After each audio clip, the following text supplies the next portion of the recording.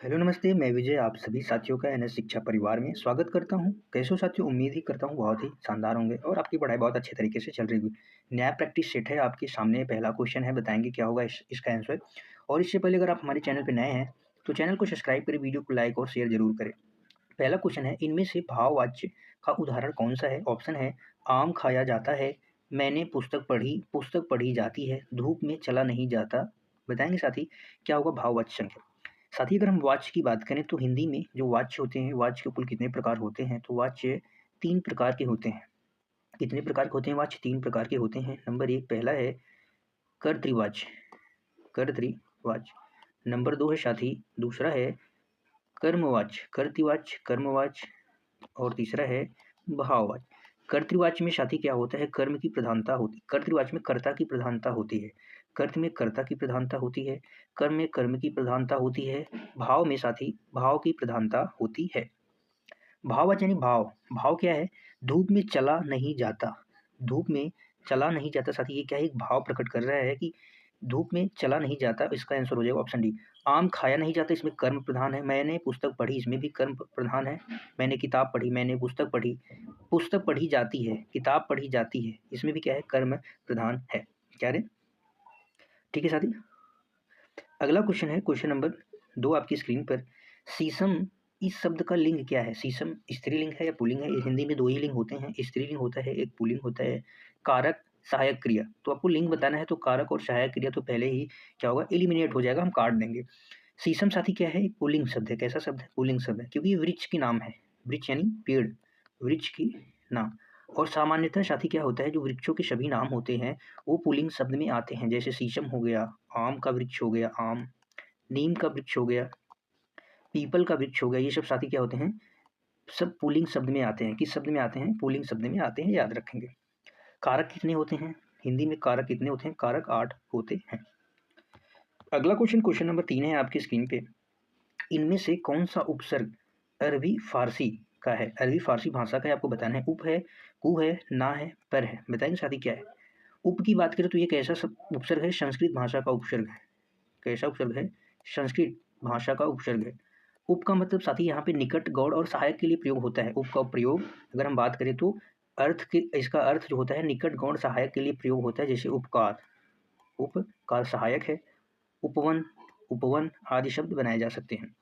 ऐसे ही साथी कु का अगर हम प्रयोग बताएं तो कु भी क्या होता है? ये संस्कृत का उपसर्ग है। किसका उपसर्ग है? संस्कृत भाषा का उपसर्ग है। और इसका अर्थ जो होता है बुरा या हीन के लिए प्रयुक्त होता है। जैसे हमने कहा कुपुत्र, पुत्र कैसा है? कुपुत्र है। कुकर्म, कर्म कैसा है? कुकर्म यानी बुरा कर्म है। और ना साथी क्या है? अरबी फारसी का शब्द है। ना क्या है? अरबी फारसी का शब्द है। नहीं या अभाव के अर्थ में प्रयुक्त होता है। और इसके जैसे शब्द होते हैं नापसंद, नापसंद कैसा शब्द है? अरबी फारसी का शब्द है। नादान, नासमझ आदि शब्द।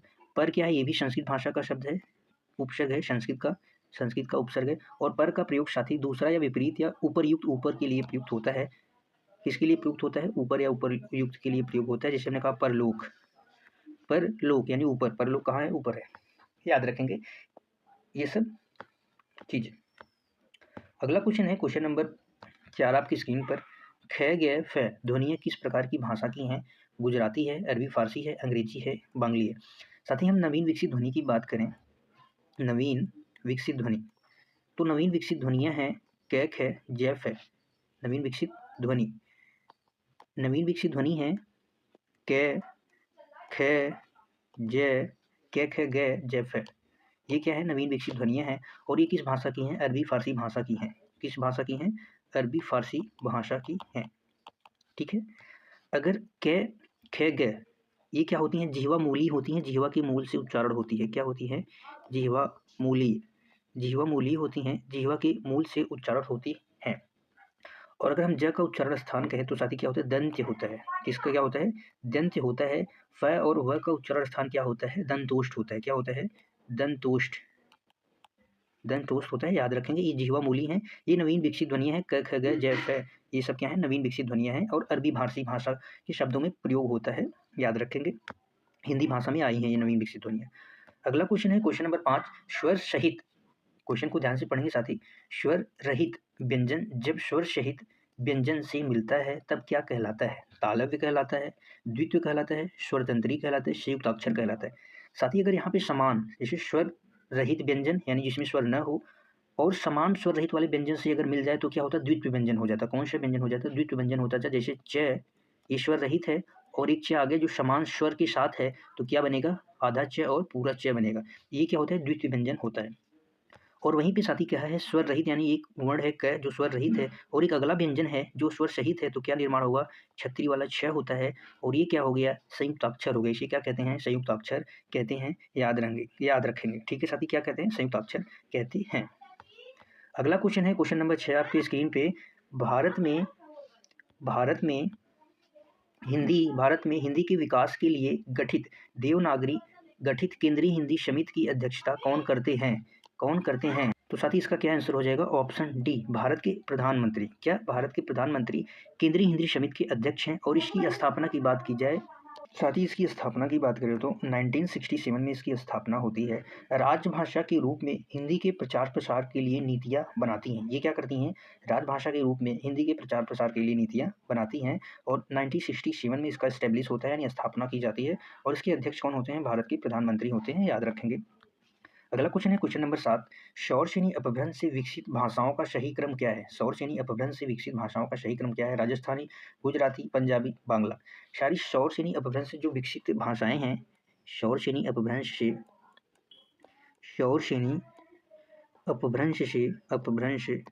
से जो विकसित भाषाएं हैं उनकी बात करें तो जिसमें आता है पश्चिमी हिंदी आता है, राजस्थानी आता है, साथी राजस्थानी, गुजराती और पहाड़ी हिंदी आती हैं। तो साथ ही इससे हो जाएगा राजस्थानी और गुजराती। क्या हो जाएगा इसका, ऑप्शन सी क्या हो जाएगा, राइट हो जाएगा। पंजाबी की अगर हम बात करें तो पैशाची अपभ्रंश से विकास हुआ है। किससे, पैशाची अपभ्रंश से पंजाबी का विकास हुआ है। बांग्ला से मागधी अपभ्रंश से बांग्ला का विकास हुआ है। मागधी से साथ ही बांग्ला, असमिया, उड़िया और बिहारी हिंदी का विकास हुआ है। बिहारी हिंदी के अंतर्गत 3 बोलियां आती हैं, भोजपुरी, मगही और मैथिली बोलियां आती हैं। और वहीं पे हम बात करें तो पश्चिमी हिंदी के अंतर्गत 5 बोलियां आती हैं। कितनी बोलियां आती हैं, 5 बोलियां आती हैं, जिसमें खड़ी बोली, कन्नौजी, हरियाणवी, बांगरू और बुंदेली बोली होती है, याद रखेंगे। राजस्थानी हिंदी के अंतर्गत जयपुरी, मारवाड़ी, मेवाती, ये सब क्या हैं, इनके अंतर्गत बोलियां आती हैं। तो इसका राइट आंसर हो जाएगा क्वेश्चन नंबर 7 का सी ऑप्शन। अगला क्वेश्चन है क्वेश्चन नंबर 8 है आपकी स्क्रीन पर। निम्नलिखित में से कौन सा किरण का पर्याय समानार्थी शब्द नहीं है, आपको बताना है। क्वेश्चन नंबर 8, दीप्ति है, मरीचि है, रश्मि है, पुष्कर है। किरण साथी, किरण के पर्यायवाची शब्द में होते हैं क्या, दीप्ति होता है, मरीचि होता है, रश्मि होता है, ज्योति भी कहते हैं। क्या, ज्योति कहते हैं, प्रभा भी कहते हैं। क्या कहते हैं, ज्योति और प्रभा भी कह देते हैं। तो इसका राइट आंसर हो जाएगा ऑप्शन डी, क्या हो जाएगा, पुष्कर। पुष्कर किसको कहते हैं, तालाब को। पुष्कर किसको कहते हैं, तालाब को क्या कहते हैं, पोखर भी कहते हैं। पोखर, सरोवर, ताल, जलवान, जलाशय आदि शब्द भी कहे जाते हैं। साथ ही पुष्कर के अन्य अर्थों के आधार पर इसे कमल भी कह देते हैं। तलवार, आकाश, तीर आदि अन्य अर्थों के हिसाब से अगर पूछा जाए तो कह देते हैं इससे पर्याय शब्द क्या है, यही शब्द है, याद रखेंगे। इसका राइट आंसर डी हो जाएगा। अगला क्वेश्चन है निम्नलिखित में से मीन का समानार्थी है। मीन का समानार्थी, मीन को क्या कहते हैं, मछली, मत्स्य। मीन किसके समानार्थी है, मछली शब्द का। तो मछली को सिलीमुख कहते हैं, सदपद भी कहते हैं, या अली कहते हैं, या झक कहते हैं। बताएंगे क्या होगा इसका आंसर। तो साथ ही इसका हो जाएगा झक। क्या हो जाएगा इसका, झक हो जाएगा। मीन के पर्यायवाची शब्द है। मीन के क्या है, पर्यायवाची शब्द है। तो मीन को मछली कह देते हैं, मत्स्य क्या कहते हैं, मत्स्य भी कह देते हैं, जल जीवन यानी जल के बिना इनका जीवन नहीं होता, जल जीवन कहते हैं, झस भी कहते हैं, झस भी कहते हैं, और झक भी कह देते हैं। ठीक है। सिलीमुख, सड़पद और अली, इसी किसको कहते हैं, भौरा को कहते हैं। क्या कहते हैं, भौरा को कहते हैं। भौरा को साथ ही क्या कहते हैं, अली भी कहते हैं, भ्रमर भी कहते हैं। क्या, भली, अली, सड़पद, सिलीमुख, अली, सड़पद, मधुकर, भ्रमर, मधुकर सब क्या है, पर्याय हैं किसके, भौरा के समानार्थी शब्द हैं, याद रखेंगे। तो इसका राइट आंसर हो जाएगा ऑप्शन बी। अगला क्वेश्चन है क्वेश्चन नंबर 10 आपकी स्क्रीन पे, बताएंगे क्या होगा इसका आंसर। क्वेश्चन नंबर 10 है, बांधा था विधु को किसने, इन काली जंजीरों से मड़ी वाले फड़ियों का मुख क्यों भरा हुआ था हीरो से। इस काव्य पंक्ति में कौन सा अलंकार है। बांधा था विधु में यानी अनुप्रास है, श्लेष है, यमक है, अतिशयोक्ति। अनुप्रास अलंकार में साथ ही वर्णों की आवृत्ति होती है। क्या, वर्णों की आवृत्ति। यहाँ पे आपको वर्णों की आवृत्ति दिख रही है, नहीं दिख रही है। यहाँ पे ब आया था, या व आया का, तो तो यहाँ पे अनुप्रास नहीं होगा। श्लेष अलंकार में एक शब्द के अनेक अर्थ होते हैं, एक शब्द के अनेक अर्थ। जहाँ पे एक शब्द के अनेक अर्थ हो वहाँ पे कौन सा अलंकार होता है? श्लेष अलंकार होता है। जैसे रहीमन पानी राखिए बिन पानी सब सून, पानी का अनेक अर्थ है। यमक अलंकार, एक शब्द दो बार प्रयुक्त हो, एक शब्द दो बार प्रयुक्त हो और दोनों बार क्या हो? दो बार प्रयुक्त और दोनों बार अलग अर्थ, दोनों बार अलग अर्थ, दो बार प्रयुक्त हो और दोनों बार साथी क्या हो? अलग अर्थ हो, वहाँ पे क्या होता है? यमक अलंकार होता है। इसे कनक कनक के शौगुनी मादकता अधिकाय, कनक का अर्थ है यहाँ पे धतूरा, एक अर्थ है सुन। अतिशयोक्ति में साथी क्या होता है? बढ़ा चढ़ा के बात की जाती है। क्या? बढ़ा चढ़ा की बात। जहाँ पे बढ़ा चढ़ा के बात हो वहाँ पे अतिशयोक्ति अलंकार होता है। इसका राइट आंसर हो जाएगा ऑप्शन डी। क्योंकि यहाँ पे अब साथियों आप यहाँ पे देखेंगे मुख भरा था मड़ियों से, यानी मुख भरा था मड़ियों से, तो यहाँ पे बढ़ा चढ़ा के बात की जा रही है। तो यहाँ पे मड़ियों से हुआ था, हीरो से, फड़ियों से, ये सब क्या है? बढ़ा चढ़ा के यहाँ पे। क्योंकि यहाँ पे देखेंगे बांधा था विधु को किसने? बांधा था काली जंजीरों से, और मड़ी वाले फड़नियों का मुख भरा था हीरो से, यानी सांप के बारे में यहाँ पे बात हो रही है। तो उनका जो हीरो से मुख भरा था यानी बढ़ा चढ़ा के बात हो रही है, तो वहाँ पे कौन सा अलंकार हो जाएगा? अतिशयोक्ति अलंकार हो जाएगा। निम्न में से कौन सा भाग्य का पर्याय नहीं है? भाग्य का पर्याय कौन सा नहीं है? भाग्य को क्या कहते हैं साथी बताएंगे? प्रारब्ध, नियत, भवितव्य, नियति, बताएंगे।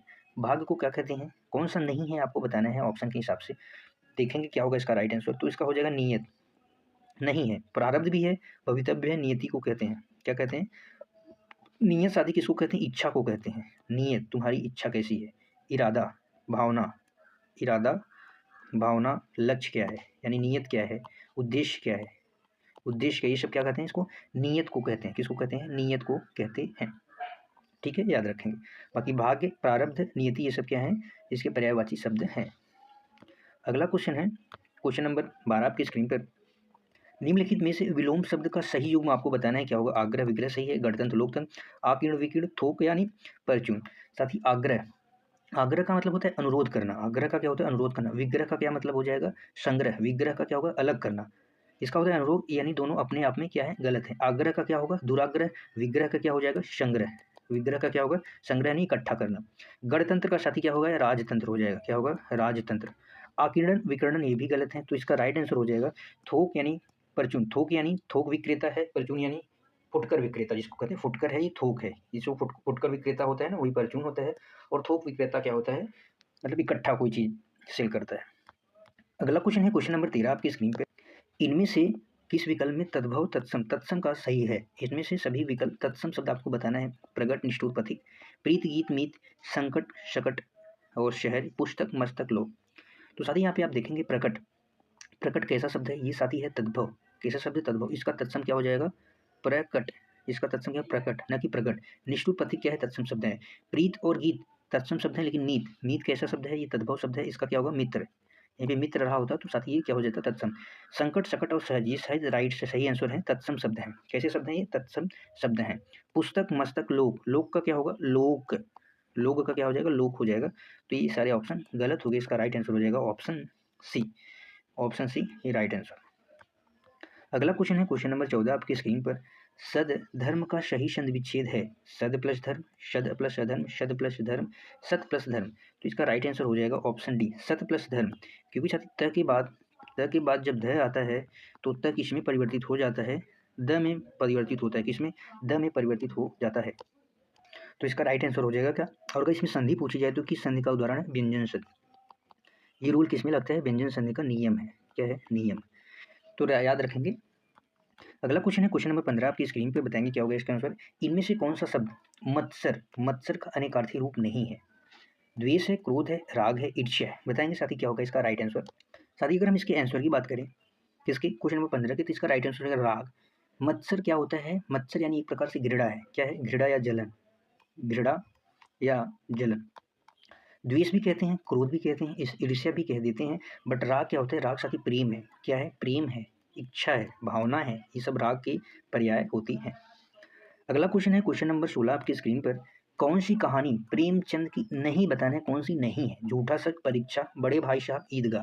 साथ ही प्रेमचंद की हम कहानी की बात करें तो जिसमें परीक्षा, बड़े भाई साहब, क्या बड़े भाई साहब, ईदगाह और अन्य कहानी में जैसे हम बात करें बड़े घर की बेटी, बड़े घर की बेटी। बड़े घर की बेटी का प्रकाशन 1910 में होता है। सौत, सौत है 1915 में। पंच परमेश्वर, बूढ़ी काकी 1915 है। पंच परमेश्वर, पंच परमेश्वर 1916 में। ठाकुर का कुआं, पूस की रात, नमक का दरोगा, बूढ़ी काकी, शतरंज की खिलाड़ी, बूढ़ी काकी शतरंज की खिलाड़ी। प्रेमचंद की अन्य कहानी में बड़े घर की बेटी, सौत, पंच परमेश्वर, पूस की रात, बूढ़ी काकी, नमक का दरोगा, कफन, ठाकुर का कुआं, शतरंज के खिलाड़ी आदि प्रेमचंद की कहानी है। और इनके उपन्यास में गोदान गमन, सेवा सदन, रंगभूमि, कर्मभूमि आदि इनके उपन्यास हैं। तो इसका राइट आंसर क्या होगा साथी? ऑप्शन ए, झूठा सच यशपाल की रचना है। किसकी है? यशपाल की रचना है। झूठा सच क्या है? इनका एक उपन्यास है। साथी क्या है? इनका उपन्यास है। इनके अगर हम अन्य उपन्यास की बात करें तो दादा कामरेड, पार्टी कामरेड, दादा कामरेड, पार्टी कामरेड, दिव्या, मेरी तेरी उसकी बात, झूठा सच आदि क्या है? इनके उपन्यास हैं। क्या है? आदि इनके उपन्यास हैं। एक इसमें दिव्या भी लिख लेंगे। क्या? दिव्या प्रसिद्ध उपन्यास है। दिव्या, दादा कामरेड, पार्टी कामरेड, झूठा सच, मेरी तेरी उसकी बात आदि रचनाएं हैं, याद रखें। आज के लिए बस इतना ही। बताएंगे आप सभी साथी क्लास कैसी लगी। आप सभी साथियों का क्लास को अंत तक देखने के लिए धन्यवाद। क्या? धन्यवाद। क्लास को अंत तक देखने के लिए क्लास को लाइक शेयर जरूर करें अपने दोस्तों के साथ। कल मिलते हैं एक शानदार क्लास में। तब तक के लिए bye bye. Thank you so much साथियों। खुश रहिए, मस्त रहिए। जय हिंद।